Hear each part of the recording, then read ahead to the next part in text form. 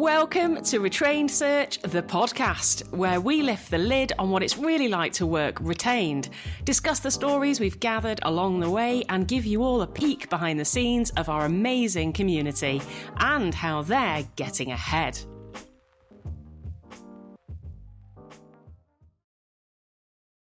Hello, everybody, and welcome to Retrained Search, the podcast. Hello to Jordan, my fellow coach at Retrained. Hi, everyone. Hello to Dave, Mr. David Wolstenholme. Nice to have you here. Bonjour. Bonjour. Bonjour. And hello to Ez Khan and to Kyle Blake from Hume and KBFC. And we're so excited to bring this special session to you today. It's a little bit out of the ordinary for us because we normally follow a fairly similar format each time, but this time it's totally different because we've been having some talks behind the scenes with our very good friend, Mr. Wolstenholme here, who has been on the podcast before, so you all know him. And we came up with an idea about bringing all the stuff that is working, that we're doing in the background with our clients, with pitching and winning retained work and personal branding, which is massively effective and helpful for all our members in the retained world too, about bringing us and our sessions and our work out to you in person. Not just in person in our home ground, but over the other side of the world to us in Australia. And we got so excited about it, and Dave Wolstenholme then suggested that why don't we involve some other very talented and experienced professionals and experts in our space. And here we are talking to Ez and to Kyle because we've got an announcement to make, and that is that all 5 of us are running a day's session together. And today, the podcast is all about giving away some of the stuff that we're going to be sharing with you in that session.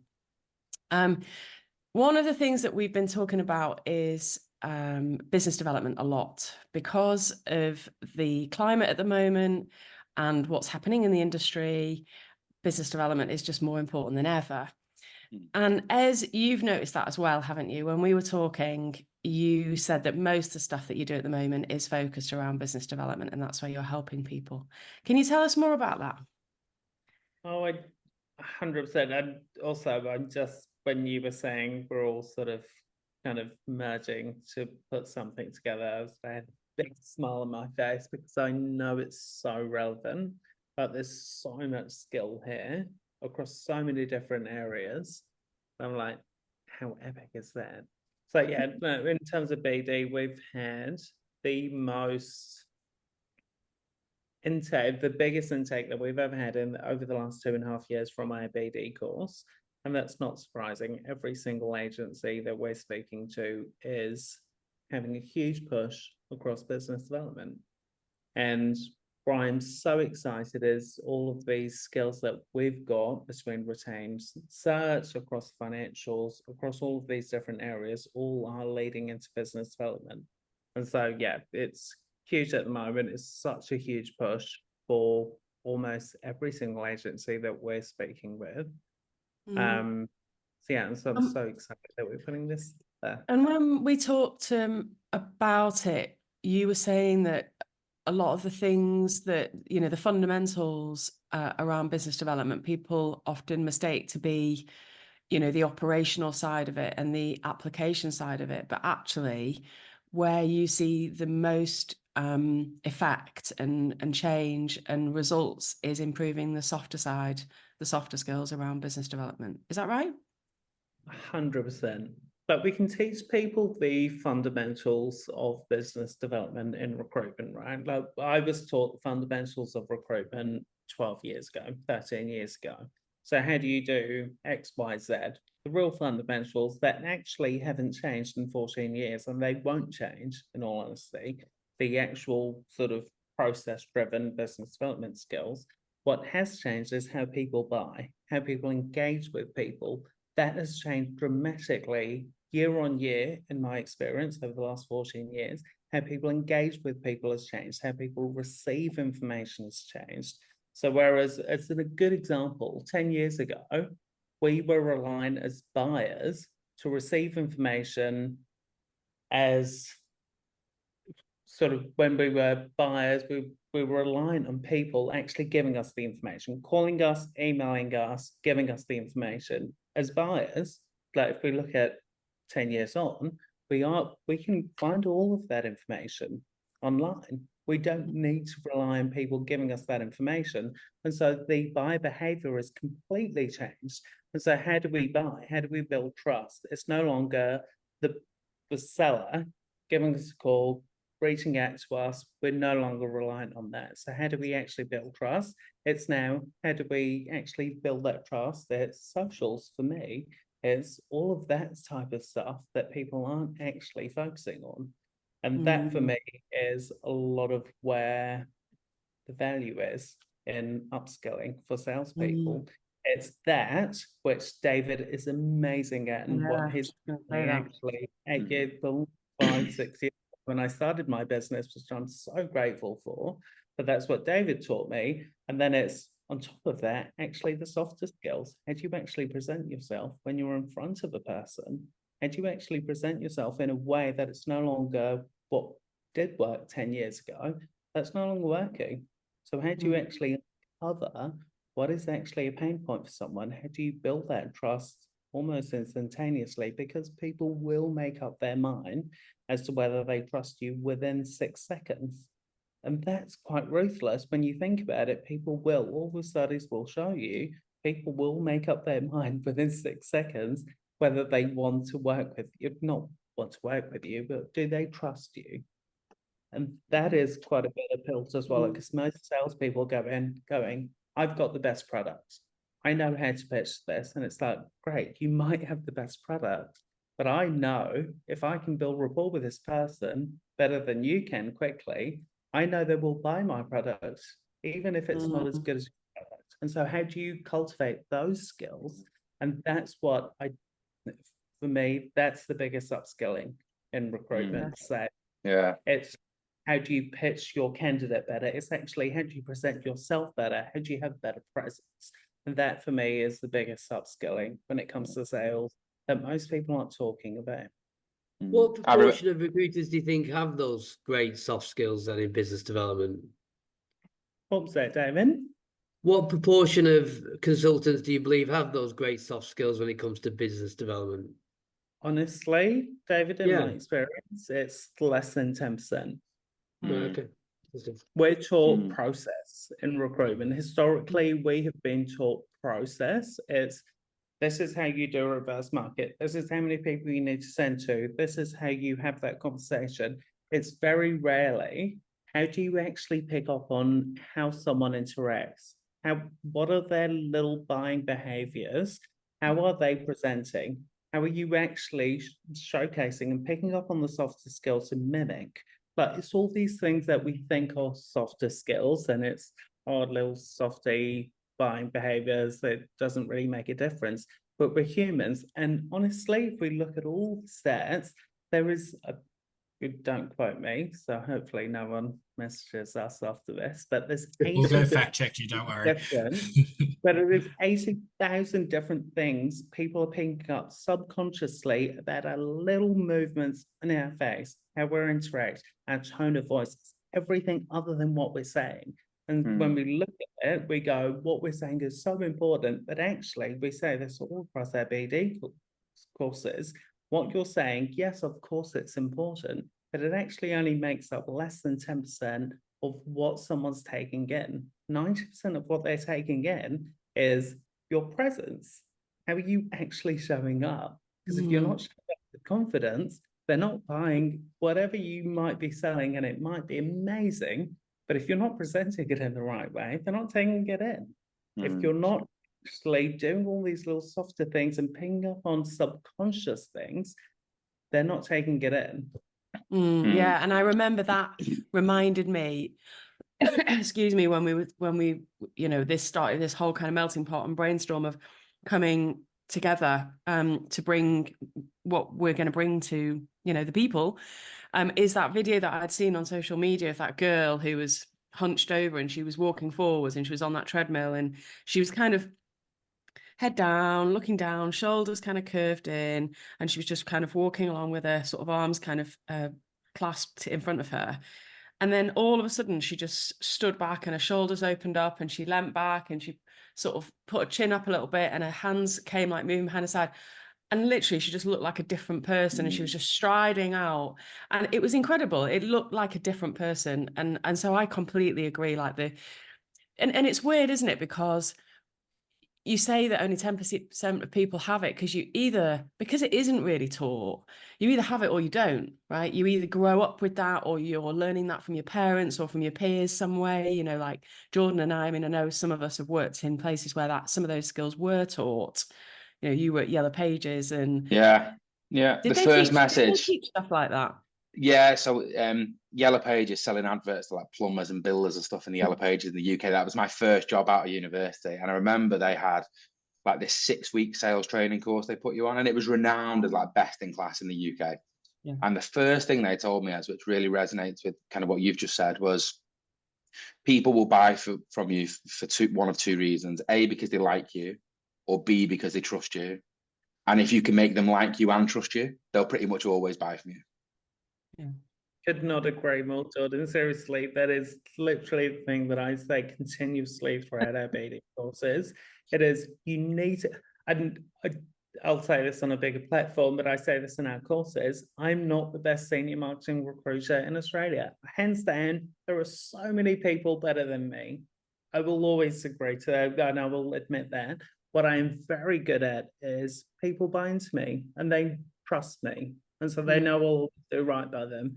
Am I the absolute best person for the job? Very rarely. But people buy me and want me to succeed, so they'll trust me and they'll want me to fill their role. And that's such a powerful motivator for buyers. You need to do that. It's not you're not just selling your ability to fill the role, because let's be honest, there's another 6 people, your competitors, that can fill the role, but it's who do they want to fill the role? And it's that trust. It's all of those things. And it does come down, for me, it's the softer side. What people typically don't focus on, it's the softer side of selling. So is that why you wear a baseball cap? No, I've been growing my hair, David. I'm doing a big hair in 2 weeks. And so it can be taught, can't it? It can be taught. We're just basically not taught it in recruitment generally. Like you say, we're generally taught processes, as I was as well. But interestingly, my mum was trained at Yellow Pages and I first worked for my mum. So probably some of that training has kind of rubbed off like on me too. And I know it's kind of best in class stuff. So I'm delighted that you're bringing that to recruiters, because it makes so valuable. It is so valuable.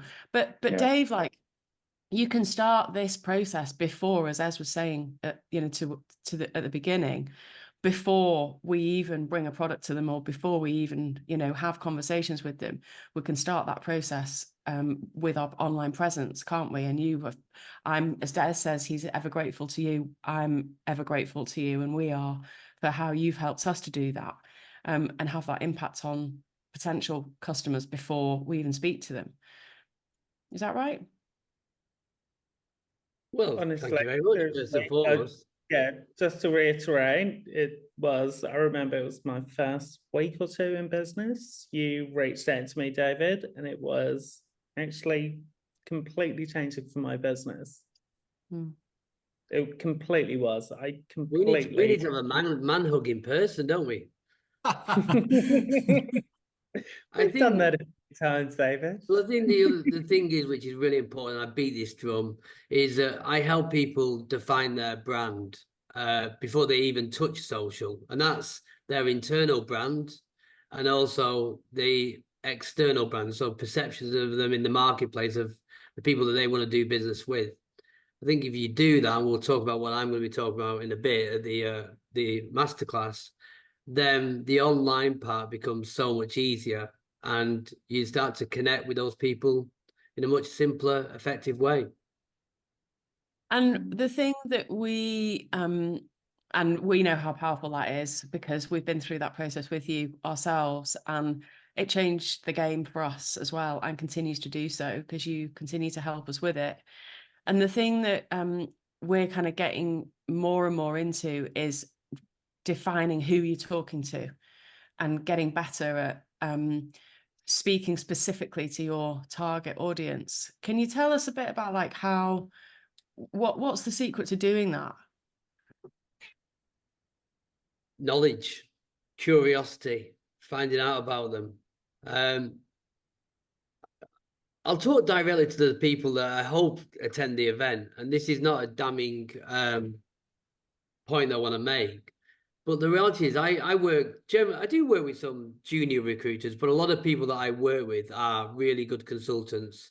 You know, that they're nervous about creating content. They're nervous about actually cutting through. They can manage the room in the boardroom, but put them online, they suddenly get a bit fearful of what, you know, they're going to talk about, what people are going to think of them.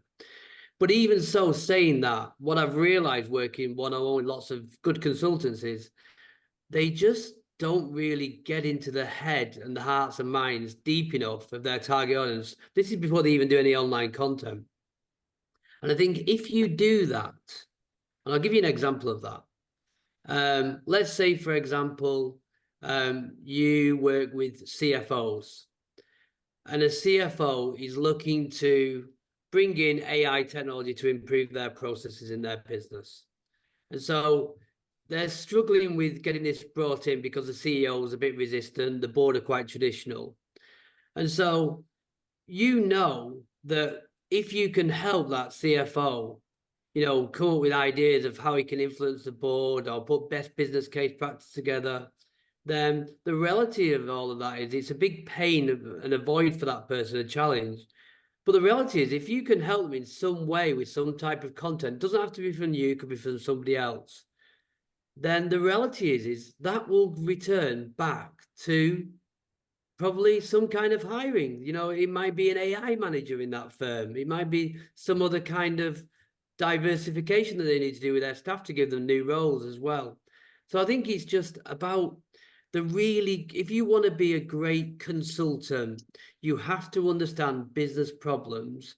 But if you understand that, more often than not, they're going to relate back to some type of manpower workforce as well.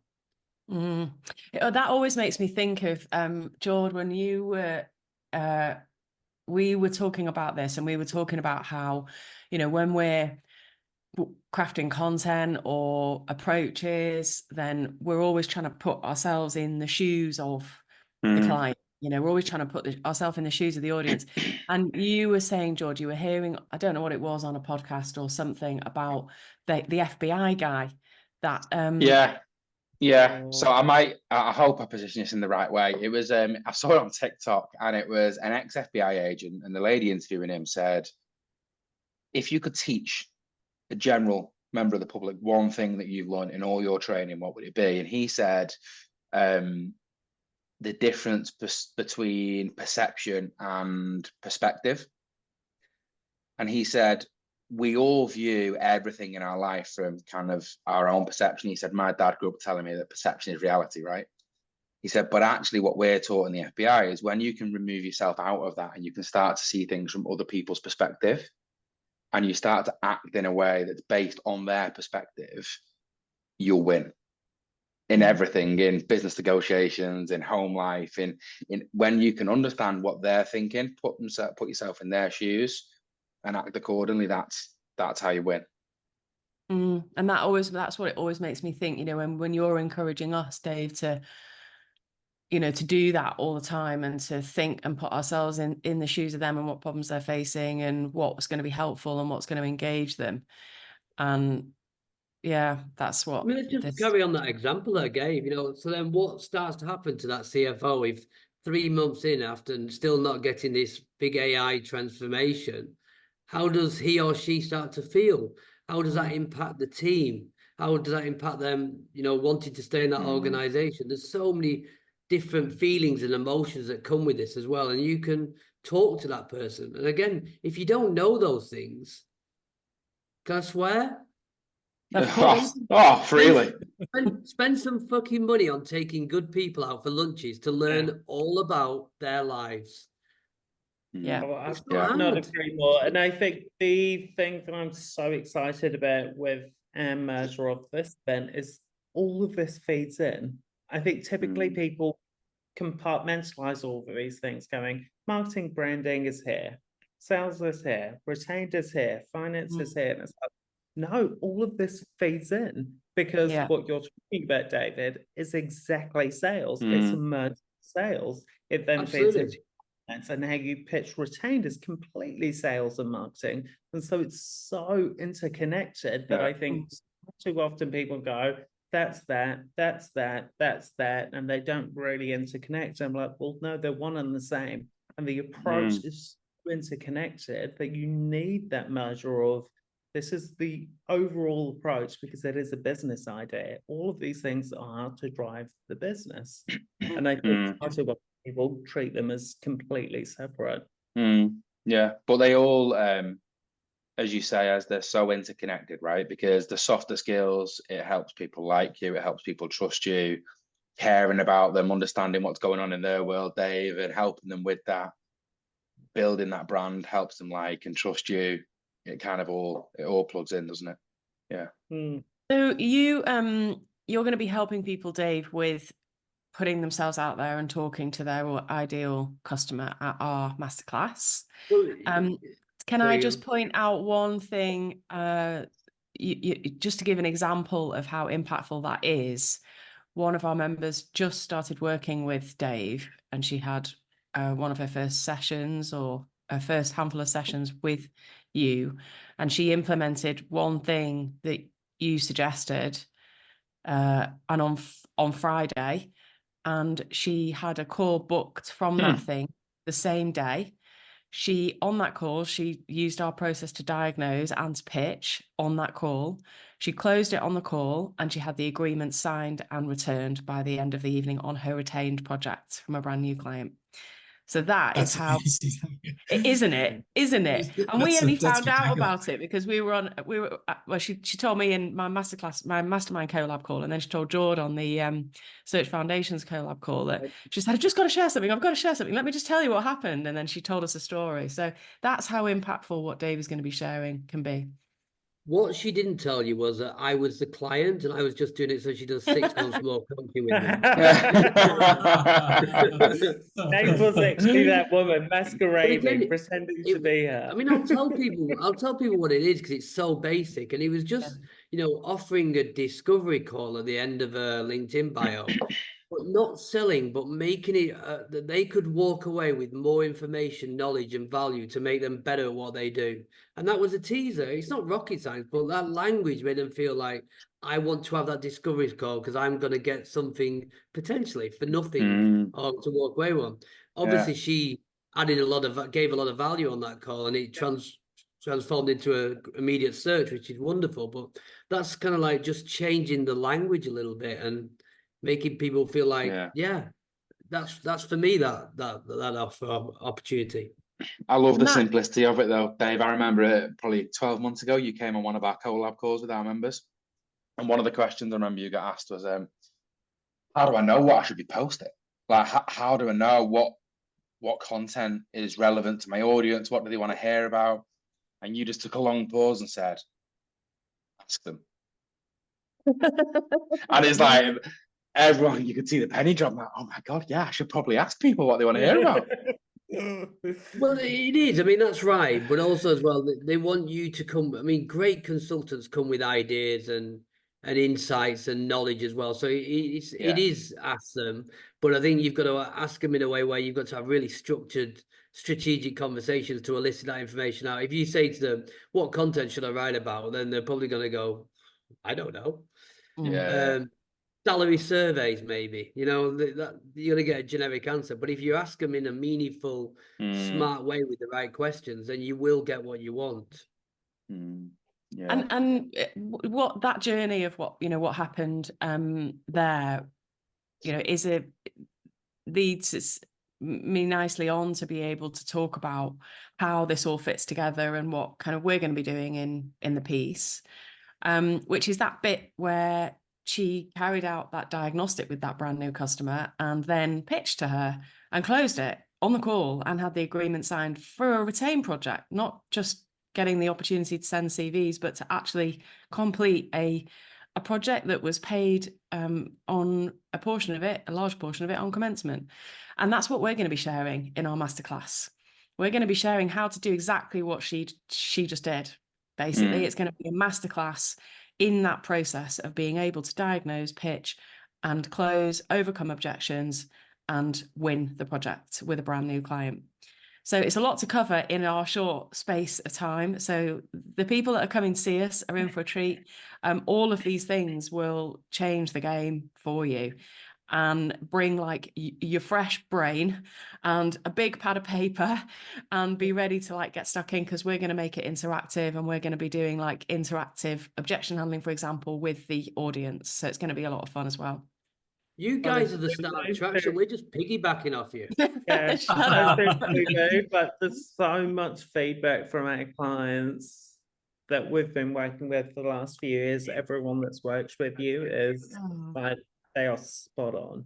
It is not fluffy. It's very practical, but it's so rooted in experience and delivered so well that everyone that I know that has come through what you guys do is like, they're spot on. It's such a good. Thank you, Ez. Stop it. Yeah. No, but it genuinely is. Like, I know so many people that I'm very close friends with and are in our membership community that are like, they're just amazing. Like, they're very, very consistent with what they do. They know what they do. They don't deviate. It's very consistent, and there's a community of other people, which is so important. And we get like emails all the time. We've had, I don't know, 2 or 3 even in the last few days, from Friday to today, saying, I watched your session on pitching. I went and had a go and I won my first project. I listened to your podcast and the advice you gave, and I've just put it in place and I've won a project. So people will win retained work just from coming to the masterclass. Well, I think Lou, our intention for the masterclass is we're going to hold nothing back in terms of the pitch. And they're even going to come away with a pitch deck. Like, we're going to give them the template and the tool for themselves. So they definitely don't want to be missing out on that. I've been kind of thinking, do I want to be involved, or do I just want to pay my money and come as a guest, and I'll just take notes? It would be so cool. 10% off, Jordan. Early bird ticket. We've got to make sure we cover the costs, all right? Let's not give too big a discounts here. And did I hear that before I jumped in, because I was just a few minutes behind, there was a golf conversation, Kyle, happening before I joined this? There was a bit of a golf conversation. I think Jordan's actually invited me to come play golf in Dubai with him. So listen, Kyle, you are more than welcome. You are more than welcome. Very nice. You're a bit of a golfer yourself. I am. I mean, I must admit, the offer to go to Dubai might be a little bit hard. I've just put 3 young boys to bed. Well, they've just walked past me. You might have seen me kind of. Well, that's fine. You've got 12 hours then. Get on the plane. Yeah, just a quick. I'll nip over to Dubai. Time difference. We should be sweet. Kyle, just do what I'm doing. Sell it as a work trip. I mean, and then when the wife sees me taking the golf clubs to the airport and she says, "Thought it was a work trip," you're gone, man. It's too late. It's called networking. At least that's how that opens up the floodgates for me then going to the Maldives in a few weeks. Yeah, we'll have to talk about that. No, it's not the leaving part, Jordan, that's the issue. It's when you come back. That's when they're waiting for you. Yeah. So Kyle, I've heard a lot about how incredible what you do is and how powerful it is for agency owners, but I don't know much about it. So can you share with us how you help agency owners? Yeah, for sure. It's actually funny when Ez just said before about how there's a lot of people, especially in decision-making positions in a lot of businesses, not just recruitment. They think that all these divisions of all the different sectors of their business, they're all very, they talk to each other and everyone likes to think they collaborate and, they've all got a very nice sort of culture inside the business. But when it comes to particular elements, it's like, that's the sales team's problem. That's finance, that's operations, whatever it might be. And I think where we provide the most value when we talk to our clients and what we'll go through in this session is effectively getting owners to understand their numbers or what the business is doing from a financial point of view, getting it in, and I'm going to say it the most stupid way possible, because the biggest problem that we come across with owners is they go, oh, I've got cash in the bank, or we made really good sales last quarter, but it's not really, they don't actually understand what's going on. And when everything's flying, not an issue. There's enough cash in the bank. People go, your problems are very much covered up by you just got lucky for a quarter or two. When the problems arise, it's being able to understand what's going on in effectively in your numbers, and then going to the right team and going, well, this is the impact you're having on a particular element of the business. This is how we need you to change what you're doing. And it's really funny when you said about that person on the call pitched, effectively did the whole process end to end. And the thing that I was most happy about, and this is the thing that gets forgotten a lot in businesses, and it kind of hurts, and I don't think people understand the impact it has on businesses, is they were able to get terms signed.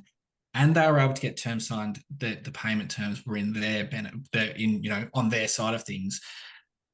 They were able to get a lot of money up front effectively, which I think if people forget about it, people go, sales is, the whole business. And it is. It is, we're not selling we don't have a shiny car to sell that might sell itself. And sales are so much, it is effectively the whole business. But it's the other elements that are controllable by different areas of the business that they don't know they're actually controllable. That's the most important thing that owners will take away and be like, okay, well, we've got a problem, say with our accounts receivable. Everyone, people don't pay on time. It's a very usual thing. Who's actually the people that are responsible to actually fix that problem? And invariably they go, oh, it's finance. We need the accounts receivable person to make more phone calls to ring the clients and pester them to get them to pay. It's like, well, yeah, that's one strategy. But have you actually spoken to your sales team about going, this is how important it is to get signed terms that are actually that benefit us and not just whatever the client wants to get the sale over the line because of the impact it has on the broader business. And once a lot of owners kind of open their mind up to be like, actually, there's not an element in your financials that finance alone are responsible for. Effectively, they're the gatekeepers of all these elements. And we'll step through kind of the 7 elements. We'll break down a profit and loss and balance sheet into things that I know everyone can understand. And I know that for a fact. I actually tried this out on my partner's father. He is a farmer from country New South Wales. And he goes, why haven't people told me this? And I go, there's a disconnect between accountants, and yes, we've got a stereotype for a reason, and business owners who go, I need it in something that I can digest in, 2, 3, 4 seconds. Otherwise, there's just a bunch of numbers on the page and I don't get it. And I can't actually action it to fix a problem in the business. And he goes, if I knew that number, all I had to do is change my accounts receivable days by 4 days and get paid that slight bit quicker, and that would have fixed my cash problems, I would have done it 10 years ago. But unfortunately, he wasn't aware of these really simple steps to go, well, who in my business are the people that are actually impacting on the coalface, and how do I actually flick that switch to get an effect as soon as possible? Because I've just left it to finance. And yeah, it's finance's problem in a way, but it is the broader organization that will actually fix the holes in a business that should be doing really well and on the face of it are doing really well, but they've got the operational problems on the back end to be like, we're not doing as well as we should be. Well, it's making me think of like a sieve, like even if you're putting all this really good like work in and you're winning projects and all the rest of it, but if there's holes and gaps in the knowledge and the timings and the way that the finance is managed, then you're just fucking losing money like through the holes, aren't you? Yeah, it's astounding, to be brutally honest. People, and because the focus is what people know. Invariably, you go into business because a baker might go into business on running a bakery because they're really good at baking bread. But do they know all the elements that go into running a business? Invariably no, and you hope that they've got good advisors around them. Usually they don't. But we'll go through it. Right? You can't afford the advisors you can't afford the advisors at the start. That's typically the profile. Someone, a high performer in an agency, starts that on their own because they know they can do sales. And great, that keeps you going for a year. But what happens when you actually don't have a financial grasp on what's happening in your business? And it's the exact same when it comes to other elements like marketing. If it's not actually integrated and you don't understand it, it's just a little department on the side. You're not going to really get benefit from it. You're like, yeah, we chuck money there, we chuck money into finance, and we're the salespeople and we do everything. So actually, no, you're not running a business anymore in that scenario. You're just running a little sales team. You're hoping you make money because you don't have the financial clout and the understanding of what's happening with the integrated functions of your business to make your business work on a larger scale. You can run a small business, just you doing everything, but you can't when you're trying to grow. I think that's the importance of finance. When you actually need that. You want to be in that room, don't you, Jord? Yeah, it's funny. I was going to say, Carl, do you think people even know they have these holes in the sieve? Because I'm the son of a finance director, right? And even though finance is not my strong point, I have this kind of real desire to understand it all. It's a conversation I've had with you, Lou, isn't it, about trying to find like a finance for non-finance directors course type thing, right? Carl Blake. Yeah. It's funny you ask that question, because I have not met a business owner in the recruitment industry that hasn't sworn black and blue that they'll fix their cash problems by more sales. Everything is, if I make more sales, everything will be okay. And it just, it does a little bit. More sales is great, don't get me wrong. More quality sales is far, far more important. But usually when you fix the back end, they go, we didn't actually have to try any harder. We didn't actually have to slog our team. We didn't have to go and work extra hours. We have to fix the holes in the sieve, exactly how you said, Lou. And with that, operationally, we've now got a business that works for us and has value in it. And when people kind of open their eyes to that a little bit, they go, it's not actually that hard. I just didn't understand what I was looking at. And invariably, that's the problem. So if they come to our masterclass, we're going to plug the holes in the sieve and we're going to show them how to sell more. Yeah, that's what I was just thinking. We're showing them how to fill it up and how to stop it from like just falling out the bottom. Like right from the very beginning, from the content creation through to the BD and the prospecting, the pitching and the closing, and then the fucking getting the damn money in the bank. It's like, what more could you want? Maybe that's what the day needs to be called. Something around the sieve. Yeah. I wanted to share actually. Sorry, Dave. I was going to say, the other thing we need to remember that the $480 that we're charging, that's about 5 drinks in Sydney. So it's an absolute bargain. Yes. This is only the first draft, guys. What do you think so far? We got some work to do, or you're looking good? So for those of you that are listening and not looking at the screen, I'm sharing the flyer, which has just been designed by our amazing Claire Brevitt this morning. And it says Recruitment Masterclass for High Performers and Leaders, presented by Hume, Retrained Search, KBFC and BrandMeBetter. Bringing together a group of industry experts for one day only. Literally from all over the side of the globe. Yeah. You guys are literally flying in for We are. It's a once in a lifetime experience recruitment training at its finest. And there are 4 one-hour in-depth sessions. The first is pitch, closing and winning, a masterclass in winning retained work with Jordan and I.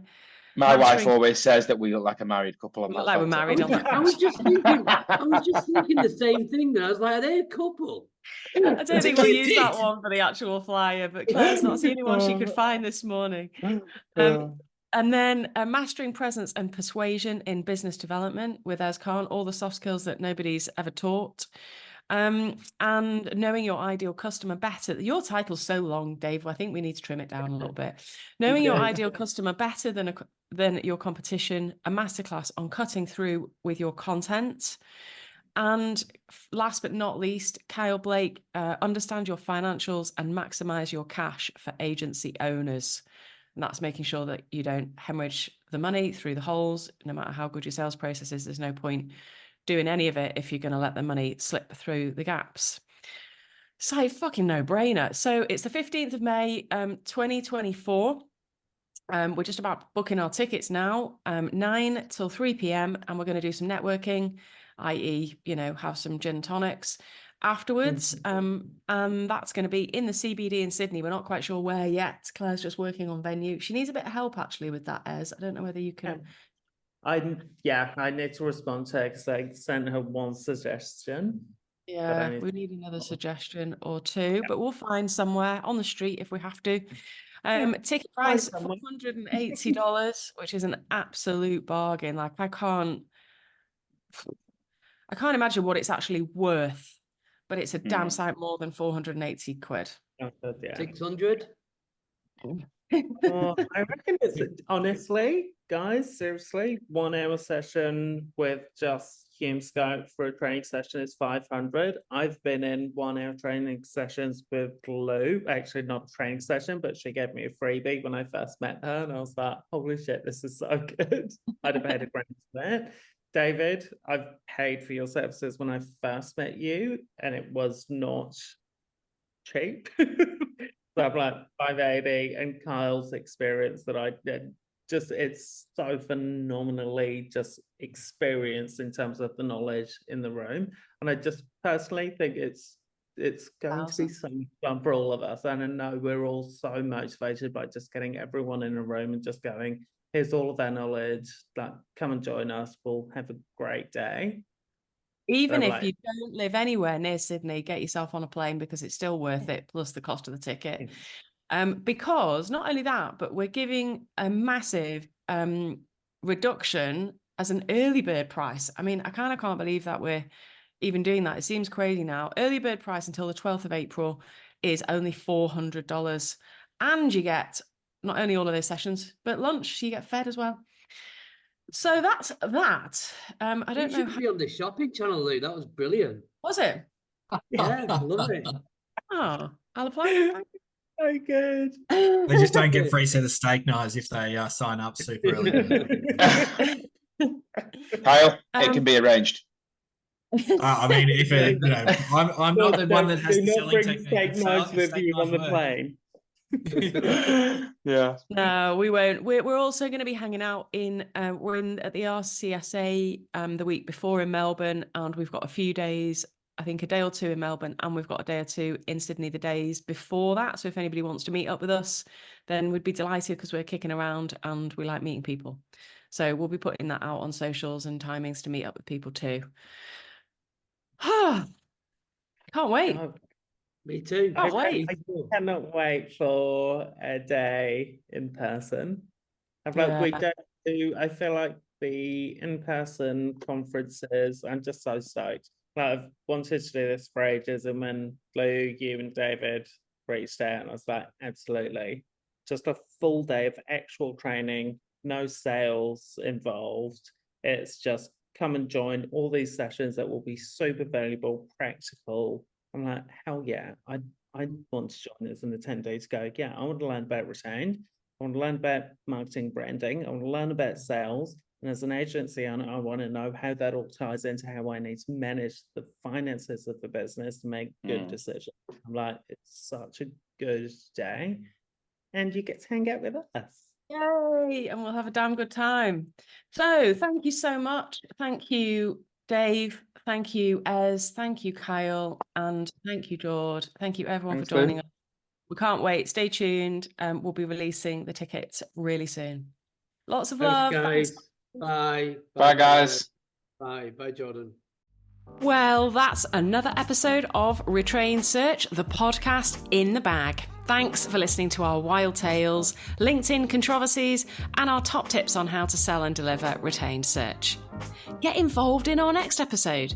Send in your questions and share your experiences with us by emailing podcast@retrainedsearch.com. And don't be shy. Connect with us on LinkedIn and come and say hi. We don't bite. Unless you're a Shrek firm, that is.